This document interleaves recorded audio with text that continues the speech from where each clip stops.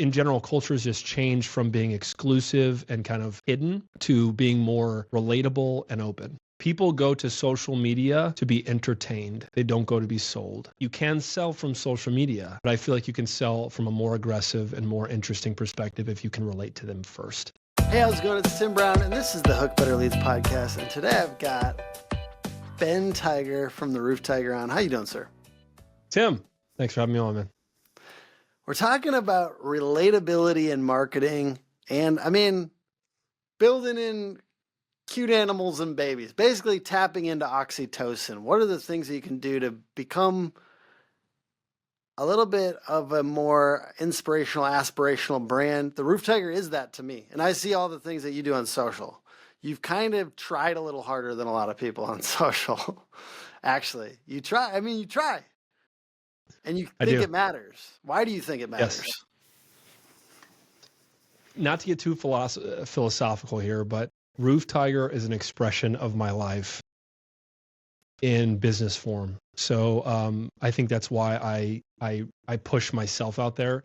I actually my first social media video I made, Tim, was in 2020, and I was going through a really rough time in my life.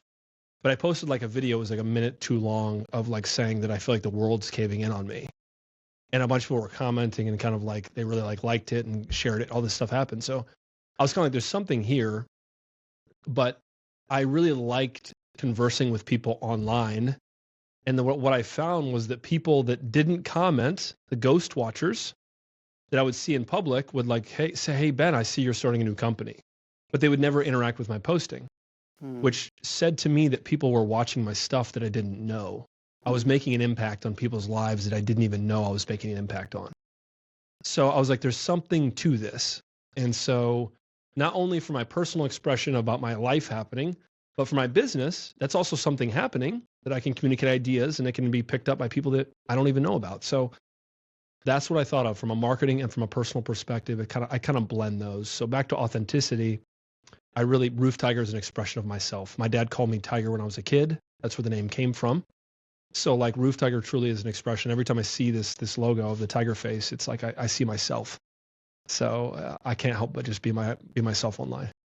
You know, the chapter is about kind of cuteness and using that in marketing a little bit as a way to tap into people's emotions. But interesting, we're talking about vulnerability here too. Being vulnerable and sharing stuff, because you shared something and people like really resonated with it. Yeah. Why is it that people resonate so much with vulnerability on social? Is it because it's so rare? I'm not sure, but I do know that. Let's talk about celebrities, Tim. Yeah. 25 years ago, celebrities had this strategy of almost like being elusive and kind of not knowing who this person was. And they had like this secret life that people like to follow on People magazine, right? Think of like George Clooney circa 2000, Brad Pitt, the pinnacle of celebrity. You truly didn't know what they lived like. And nowadays with influencers, they essentially share their entire lives and people can tap in and kind of relate to that. And people, I think, crave that because it's relatable. Nowadays, we actually push away the exclusive nature of celebrity and we say like, that's not interesting anymore. We want to know what this person is at home when they're not on camera versus like only the red carpet displays of who this person is, because that's only a part of the story. So I think in general, cultures just change from being exclusive and kind of hidden to being more relatable and open. I appreciate that. Why do you try to make people laugh in your marketing? It's more sticky, and people go to social media to be entertained. They don't go to be sold.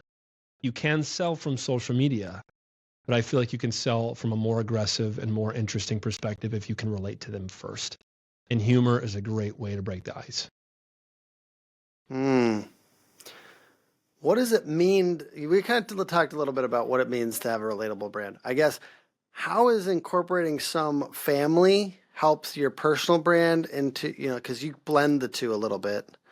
Yeah. And is it a little uncomfortable sometimes blending the two to bring like a little bit more family? Because sometimes it's like I'm at home and I do feel, because I know this stuff, I know all this science stuff and how it's so important to show your life.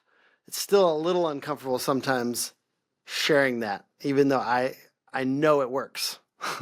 Yeah. I don't want to like pimp my family out to sell stuff. Yeah. I'm sure you have this same conversation in your head. Yeah. You're like, I don't want to pimp my 9-year-old girl out to like sell Yeah. roofs. That's not the point. Yeah. But I just find it interesting sometimes to share stuff. So there's a total balance there, which I do share personal stuff on Facebook. There's a lot of things that I don't share that I could share that would be really good. But I think to myself, like, I don't need to share this specifically. I'm more so that way now that my business is successful versus in the beginning, I shared almost everything because I almost needed that juice to get on the pages of people. So you acknowledge it works. Yeah, sure. But you don't want to be recording every conversation that you have about your kid having these cute moments. I feel like that's super disingenuous, almost to the point of, okay, this guy's really trying hard to say something, and that's not attractive either. So there's a total balance there. Great point. How is having an animal for your mascot and name helped to be more memorable and with like brand recall? Do you feel like people remember you guys more easily? Easily, yeah. It's the logo, but it's also the pattern. Tigers have a very kind of mystical quality about them, but also like I identify with a tiger in the sense like they're fast, they're ferocious, they're like aggressive, and those are all qualities I would like say to myself, my personality. But people oftentimes will not remember our specific name. Our company name is Roof Tiger, not the Roof Tiger, not Tiger Roofing, not Roofing Tiger. It's almost irrelevant though, because they'll be like, oh, it's just the Tiger people. As long as I'm communicating that our company is Tiger and our Solar Panther brand is Panther, and soon to be, I mean, for your podcast, we're starting a third company here in the next month. It's called Gutter Lion. So in my mind, people can remember the product that you sell based on the animal. So if I can just push tigers out to the public, they'll be like, oh yeah, roofing. Yeah, I get it. So it's tying something.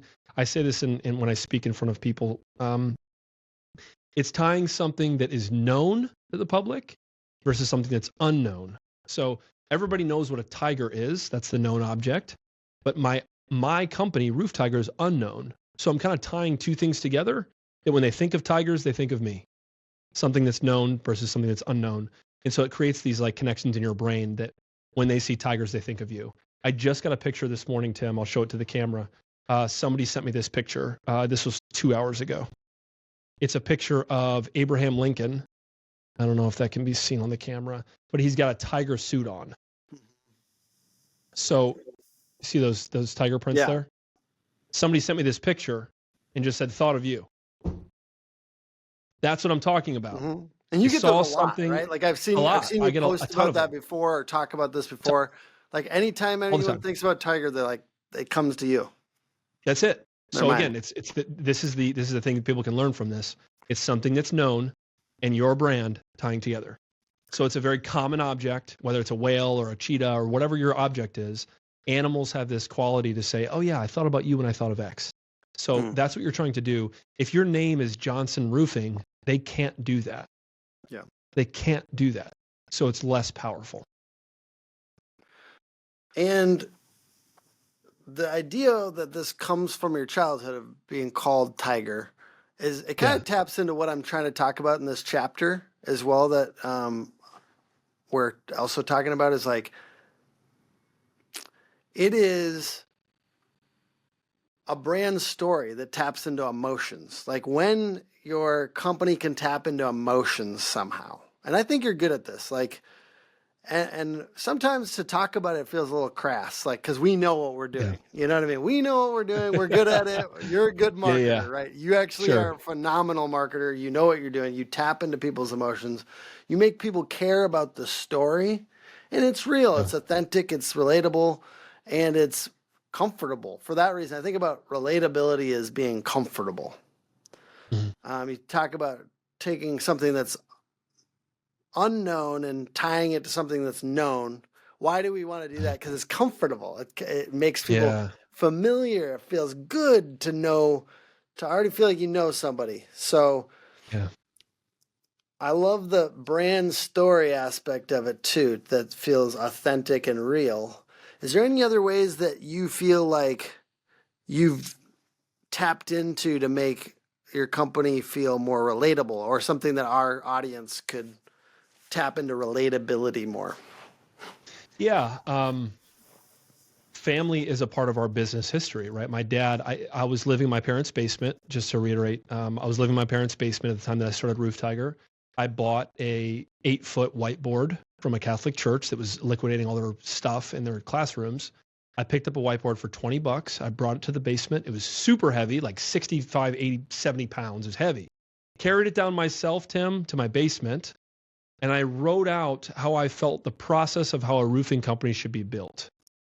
And then I thought of the name, and I came up with the name was on the board as well. And I brought my dad to the basement in his own house, and I said I brought 2 folding chairs out, so you can see yourself watching this story. And I set my mom and dad down, and I said, we're going to start a roofing company, and this is how it's going to look, and this is how much money I need, and this is what we're going to do.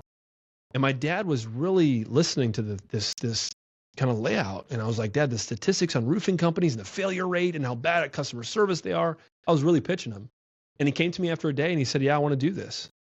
And so it's a father-son story of starting a business together. And he called me Tiger when I was a kid. So the name Roof Tiger comes from him calling me that. And it was my first investor and co-founder. So I can't help but share that story because it's part of our fabric. But That's I think good. just pulling stories in general and story, there's a book called, maybe you've heard of it, Story Brand. Oh yeah. Yeah. I'm a This huge is this fan, 101. Yeah. It's a big deal. It's creating a story around your brand. I remember studying IKEA in college, and I don't know much about IKEA. I just know it's a family company, and I think it's Sweden, right? And they serve Swedish meatballs, and that's the story about IKEA. So you can connect to that story, and so when you're shopping, you can be like, the name of this kitchen is called Smorgasborg. Yeah. And it's like, why is it named that? Well, it's a Swedish company. Okay, this makes sense. So when I name things like Ferocious Roofing or Tiger add-ons or gutter line, it's like, yeah, this makes sense. And by the way, people forget what you say, but if you can tie those unrelated things to the related things, it all of a sudden becomes like, oh yeah, I remember that one guy. I think I like the products. And even if I wasn't the best salesman, if they remember it, I'll have a better chance to actually, sell my product to them. So stories are what people remember. If you tell them, stories tie to memory. So if we can do that in our businesses, we'll have a higher close rate, higher success rate. Yeah. Telling that story often, it changes, right? Like as years go on, like I just did an exercise where I kind of like broke our story out into 5 like eras and like shared the story and shared timeline on our social. But it was like such a good experience of like going back into that moment or that time. Yeah. There's so many times when you're a small business or you're new, it just hurts like hell and you're trying all kinds of stuff. And so it's like such a great experience to kind of go back into that story and like tell it and to remember what it feels like. And if somebody else is going through a transformation period in their life, they're going to, so many people relate to that. And even people just like, there's so many people that start businesses too, like in entrepreneurs. So you relate to that. And getting better about telling it and telling it 5 different ways and telling it in the different eras and there's so much to be tapped in there, the story. And there is a statistic about that with story increasing memorability. And it makes sense, right? Because like building a story brand talks about the like Pixar framework, right? And it's he just released 2.0, by the way, which I think I'm gonna listen to that. But oh, good. People remember stories 22 times more than facts alone, according to Stanford Graduate School of Business. Wow. I mean, like all these statistics are probably made up, but you know that's real because we feel it. Because we feel it when somebody tells us a story. We're just like, I don't know why I can remember the details. So you work your brand differentiation into the story a little bit. I bet that there's a difference in how you made this business, a difference in how the services have ended up, and that's the story. Yes. I would say if I were to have you retell how I started Roof Tiger right now, Tim, you could probably get 60, 70% of those details that I just said to you with the whiteboard, the Catholic Church, the basement, Yes. because the right side of your brain is visualizing the basement and the folding chairs and the dry erase markers. You can almost smell it. So it's like, oh, I see it now. So if you're talking to somebody 2 weeks from now, you could retell that story and be like, yeah, this is how Ben started, because your brain paints the picture for you. So it's so funny. Like, okay, so this is a little bit off topic, but I'm going to go into it because the story thing is crazy. There's a book called The Fountainhead and another book called Atlas Shrugged by an author, Ayn Rand. And both of them, like, there's a lot of people that hate these books because they're like basically like libertarian, like super intense. Like, the ideas are a little intense, but they're both told in a fiction story. Like, it's all fiction. So I read both of them, and I don't even have a defense against the ideas in there because it's all fiction. So how can you defend against a Fictional idea story. that's built into a story? Like, it's actually like you can't stop it.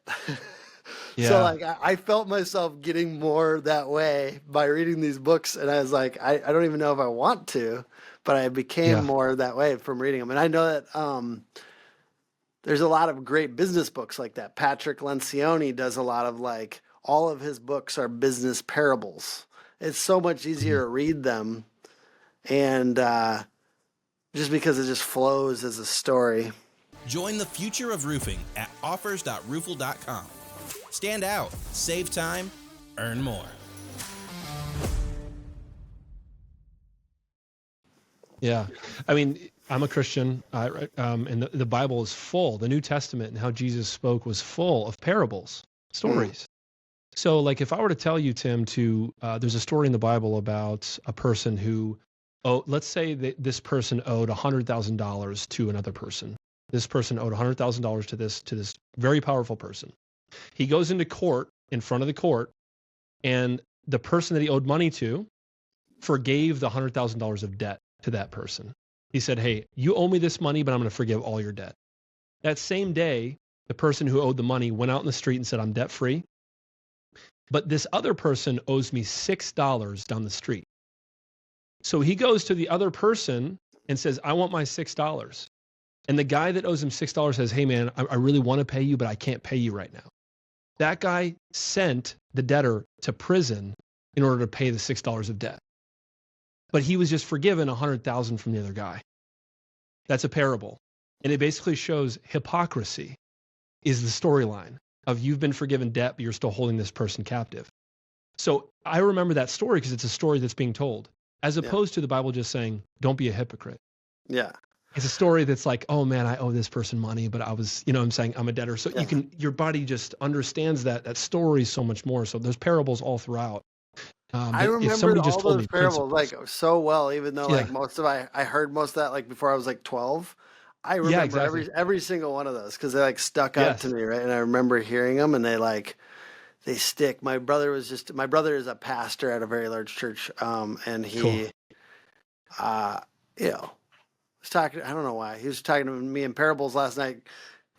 What are you up to, brother? But he was talking about I love the one where it talks about the like investing, where it's like the talents, the hidden talents, where it's like one guy like he digs a hole and hides the money essentially in a hole. But it's kind of fun that their currency was called talents because it just relates to all the different things that we kind of hide about ourselves. But it's like the whole principle is that you shouldn't hide it. You gotta invest it. You gotta invest it. If you don't invest it and grow it, that it's bad. Well, one more question here. We talked about David Ogilvy's quote of, if you can make people smile, you can make them buy. How can we make our customers and people online and people that follow us smile more often? Let's take it down to the studs here, Tim. Who buys roofs? Let's take it back a step even further. Who owns houses? A a lot of millennials now, Gen Xers, probably. But what's the point? What's the point of having a house? Usually to raise a family. I don't know. Families. Yeah. Families, yeah. Families have houses and they have grandparents, they have kids, they have dogs, they have things that they care about. So if the point of having a house is to have a family and to protect your belongings, that's the through line of why you own a house in the first place. So to create fun and create family and create a feeling off of your company, you're relating to the people who own the thing you're trying to work on. Let me try to simplify that. They need a roof to protect their house. So by relating to families, to kids, I have a bunch of kids t-shirts, I have kids toys, I have stuff in my office we can give to kids to make them smile and make them laugh.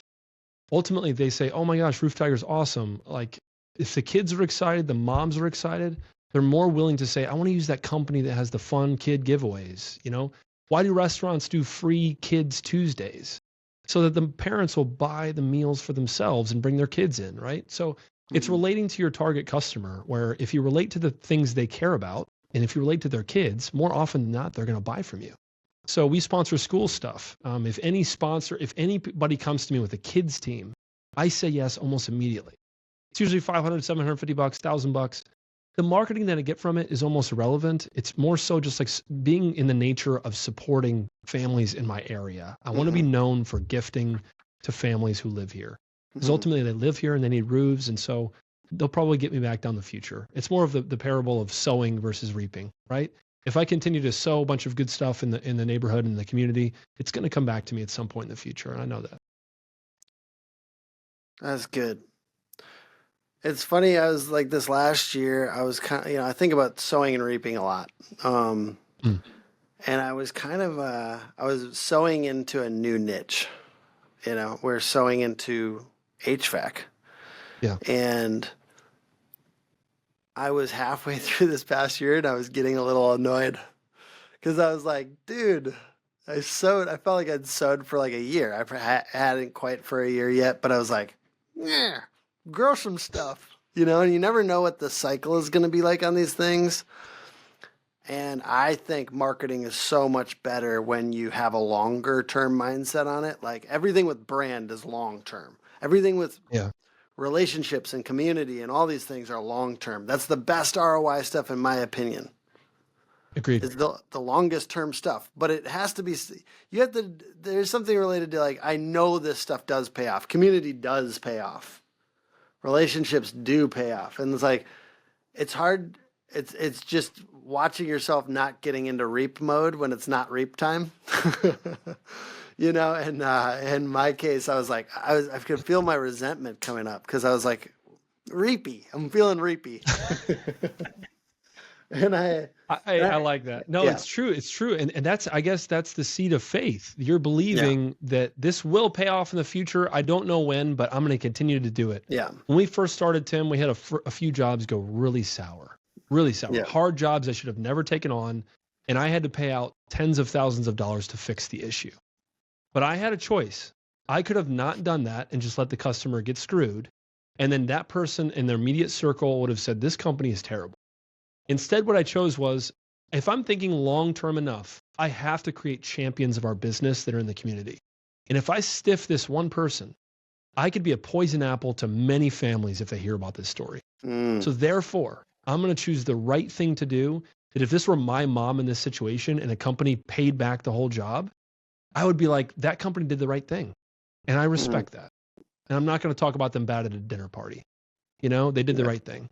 So ultimately, sowing and reaping, like you just don't know when that payback's going to be, but you have to believe that you're ultimately, you have integrity as a business owner. And that matters a lot. Going to bed at night and not feeling like you're screwing people is a big deal. Once you get to know us, there's no reason to buy from anybody else. What we do differently is we do stake in the factory. You're truly buying direct. We don't sell to distribution. We sell to roofers, the people that have been getting hurt for years. You keep getting price increases from suppliers. We do price decreases. We've had about 4 price decreases this year. VanBoxwellBuilding.com. We have a new website, the Amazon type platform. You go right on there, click it, put it in your cart, we can send it to you. or feel free to give us a call. We'll answer any questions for you. Oh, absolutely. And generally part of it comes from confidence because you've seen it before. I know these things when I do them, generally things turned out better than they were before. I do these things turn out better. That's the sowing. It's good seed, right? You're sowing good seed. And so I know that, and by the way, I wanted to wrap up that thing is like, it took us a year to get our first 10 HVAC clients, and it took us this last month to get 5 more. So it's like, that's awesome, man. Congratulations. So it's starting to like pick up a little bit on that and just like noting that like it matters. And part of it was a really good intent originally too, is like, if there's more than one company in an area, I want to be able to turn down somebody. Like it's not both. Like that's the original intent to go into a new niche, was like, I want to do business in a way that like makes sense, especially for smaller areas. So, I really appreciate you being on, Ben. Can you give us... Before you leave, Tim. Yes. Oh, go ahead. Oh, I was just going to say, I was going to ask you a question. Yeah. Actually, I'll conclude after this. Sure. But I want to ask you a question. Why did you choose Hook Agency, and what's the actual fish hook about? I mean, I could see it from a Hook Better Leads, like the actual process, but is that a personal anecdote to you? So Minnesota is fishing, but like... So Minnesota, we have 10,000 lakes. Originally this was a Minnesota focused company. So it's a little bit more like that authentic, like hometown vibe was part of what we were going for.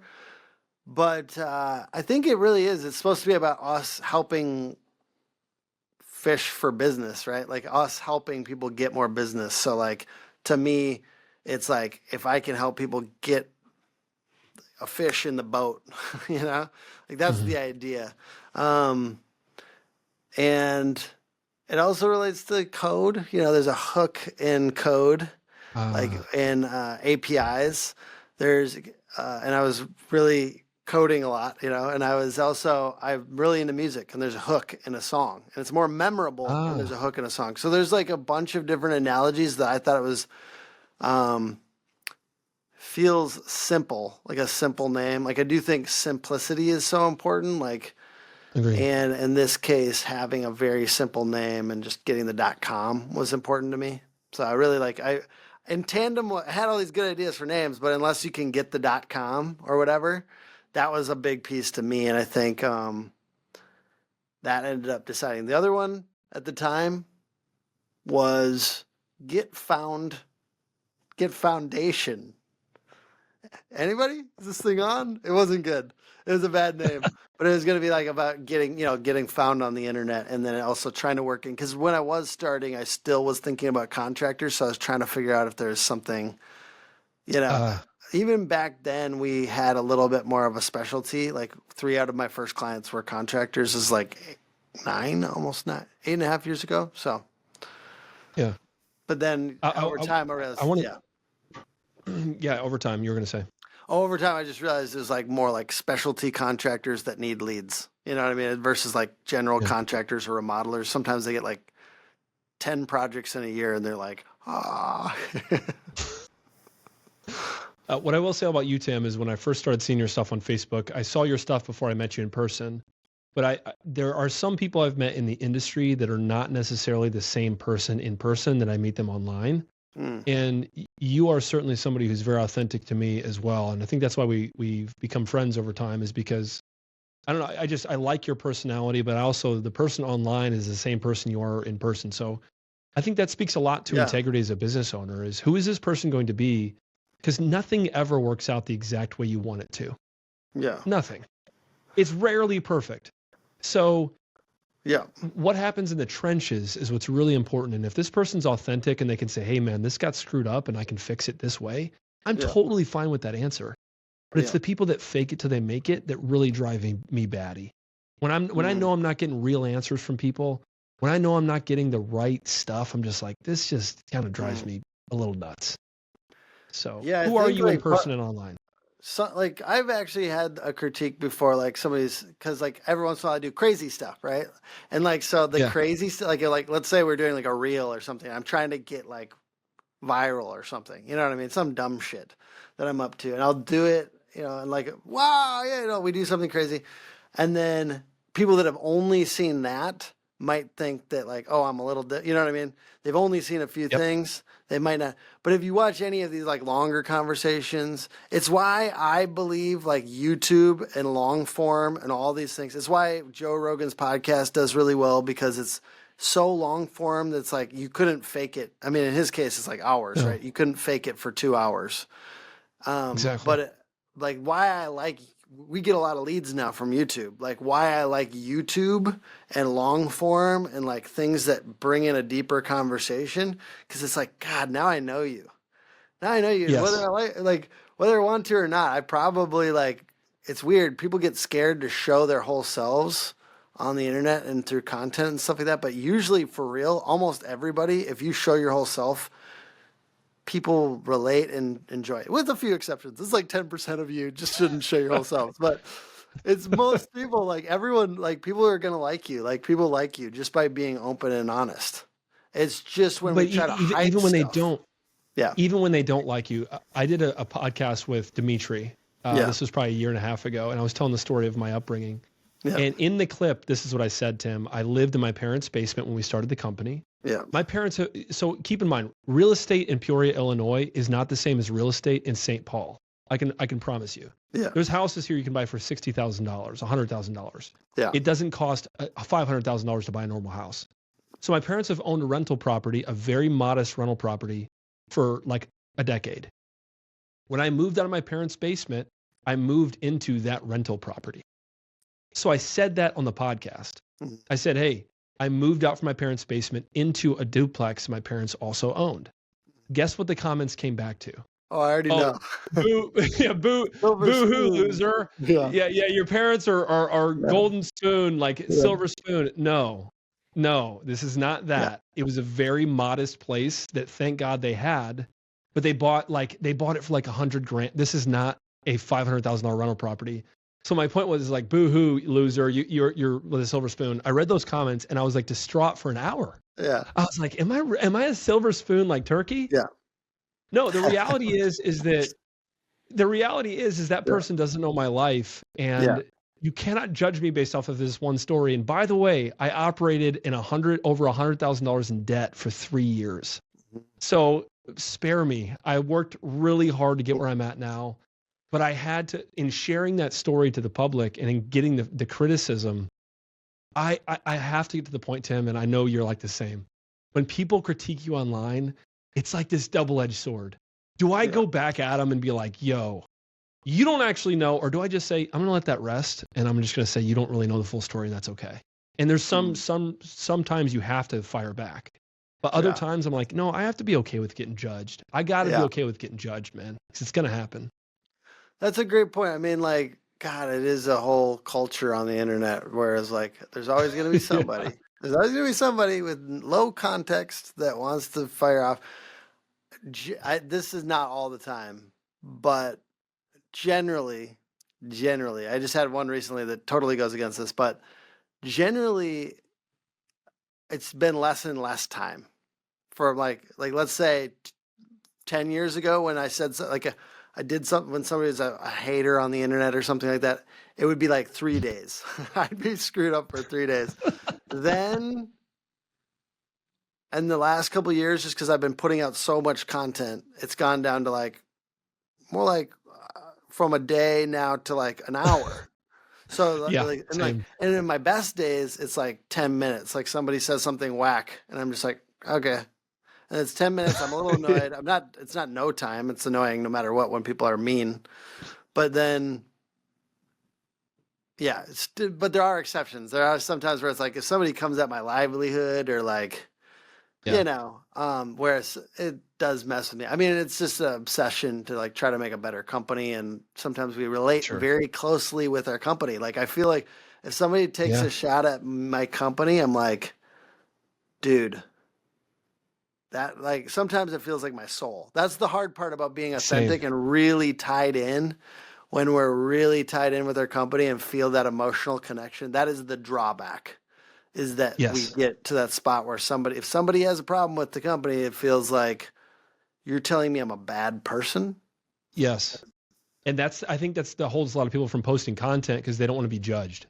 I've gotten used to judging myself so harshly that other people's criticisms don't really mean as much. And by the way, like I do have the power to block people on Facebook. And if I find somebody who's constantly being negative, not even towards me, Tim, but if they're being negative towards everything in the industry and all its people, I don't have time for that person. I'm just not going to view your stuff because it's dishonest, and it's like, it's kind of like, what's a good comparison? Like forming energy off of negativity and just grind, you know what I mean? Like feeding off of the negative. I don't have time for people like that. Just stop it, bro. Stop. Yeah. Get a life. And for your own sake, like get on a higher vibration. You know what I mean? Like there's opportunity to have a better life, right? Like if you're feeling that, like, and we all do it every once in a while. Like there's a certain amount of like, everyone gets a couple points, you know, like every year you could post something that's kind of Debbie Downer or something, but like don't sit there. Don't sit there and always be dogging people. You can and by the way, you can think about dogging people and be like, no, that's not really honest.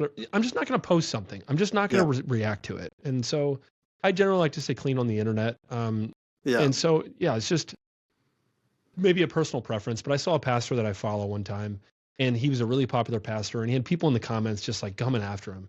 And he posted one day, I have the right to block people and choose who my community is. And if you're being too harmful or negative towards other people, you're gone. And I have the full right to do so. And I really respect that comment, because like pastors in a way are there to like serve the community, and they kind of can just take shots from people. But his comment was like, no, I'm going to protect my flock of who I'm in charge of and who people follow me. And I'm not going to subject them to these crazy people that can be weird. And I appreciate that thought. Yeah. Right? I don't actually block people because I feel like, I'll give you an example. I blocked somebody who's just like always promoting their lead gen service in my comments, like whenever I posted something, and it was like block, you know, just like what, like third time in a row, I'm just like, this is so weird. Block. A year later, I'm at Win the Storm, and I'm walking down the aisle, and like I'm actually meeting somebody for the first time, like you know, a guy in the industry, meeting a guy in the industry. And this guy comes up to me. He's like, this guy blocked me. And he like tries like, says like, for me, it's like, I can't block people without like having to talk to them in real life sometimes. So I'm like, I just don't, because I'm like, maybe I can resolve this later. But I'm not saying it's right. I'm just saying I've stopped because it feels like they come out from some other weird angle later when I block them. But, you know, dude, you know what it is, dude. You put yourself out here a lot. Like we put ourselves out here a lot. Sometimes people are going to disagree. Some of the best content on the internet, people will disagree with. If you tell the truth, some people will disagree with you. If you have a principle, somebody might disagree with you. If you do business in large quantities, somebody might, you know, have a problem with something. So that's just a tough part about. That is the a drawback. I try not to discourage people from doing all this stuff, from posting regularly and involving themselves with their personal brand, but it is important to acknowledge the drawbacks so that you're not confused when it happens. I actually find that Grant Cardone thing of like, you need more haters, very useful. Like it's a very useful idea to me, not because I'm attempting to get haters.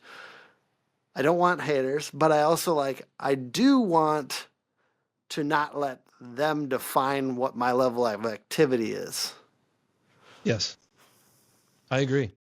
I have not made that commitment yet, Tim, to get more haters or to be okay with it. It's still something that I struggle with into being approved by other people. It's still something, I think that's something that I'll have to work on well into my life, but or I might just be wrong so much too. Better. Yeah, maybe so. I like but I feel like Go ahead.